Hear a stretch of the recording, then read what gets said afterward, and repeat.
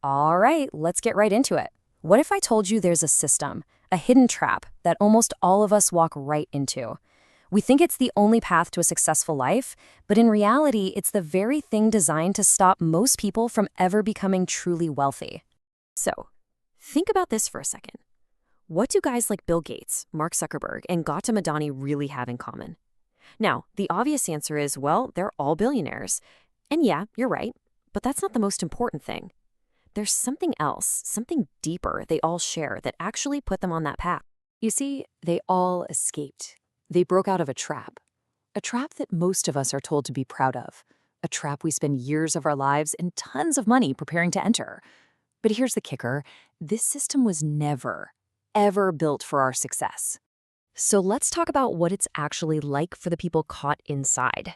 We're also this beautiful dream of what our life is supposed to look like. But for millions, the day-to-day reality couldn't be further from that promise. This is the life script we're all handed, isn't it? On one side, you've got the promise. Go to college, get your degree, land a great job, buy a nice house and a car, and, live your dreams. But then there's the reality for so many. An endless cycle of interviews and rejections. Taking a job, any job, even a low-paying one, just out of sheer desperation. And then you're trapped by EMIs for that home and car. And your dreams? Well, those get pushed aside just so you can pay the bills. Does that sound familiar at all? And listen, this isn't just some abstract theory. This is a real person story. He spent 12 years, from the age of 18 to 30, just studying. He got not one, not two, but 3 postgraduate degrees. And what did he get for all that effort? Unemployment. Rejection. He felt so much shame he couldn't even go back to his own village. He was left with absolutely nothing but the crushing weight of a promise that was completely broken. So you have to wonder, how did we even get here? To really understand the trap, you have to look at its history. And trust me, the origin of our modern education system is probably not what you think. It was never about making you a creative, independent thinker. It was about one thing: control. Believe it or not, the story starts way back in 1806. Prussia gets defeated by Napoleon's army. And who do they blame? Their own soldiers, for thinking for themselves instead of just following orders. So what was their solution? They created the Prussian education system, a state-run machine designed to churn out obedient soldiers and citizens who wouldn't question authority. Fast forward a bit, the Industrial Revolution is booming, and factory owners are desperate for workers who will do the same thing: follow instructions without asking questions.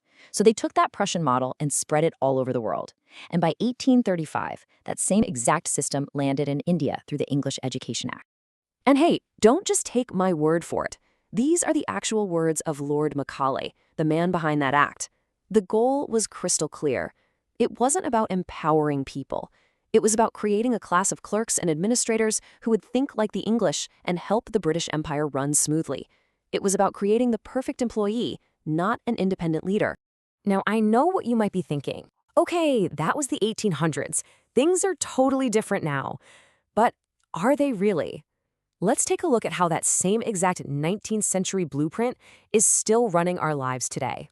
Think about the process. A curious kid enters school, which is often more about status than actual learning. The creativity is squeezed into a rigid syllabus. The whole game shifts from learning and understanding to just memorizing things to get marks and a degree. You're never really taught how to be self-reliant. And the end goal? It's the same as it was 200 years ago. Get a job and learn to take orders. You spend the first quarter of your life learning how to fulfill someone else's dream.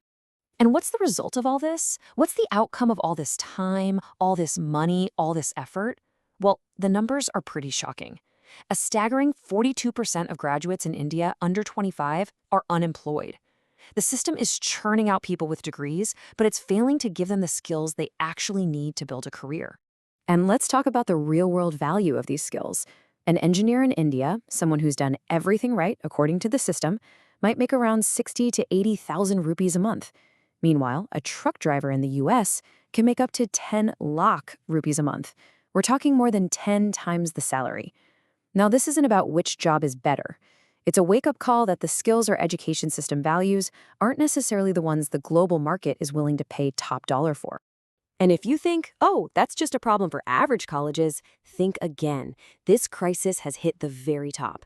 In 2023, even at the most prestigious institutions like IIT Bombay and IIT Delhi, dozens and dozens of students couldn't get a job placement. When the best of the best are struggling, you know the entire system has a fundamental flaw.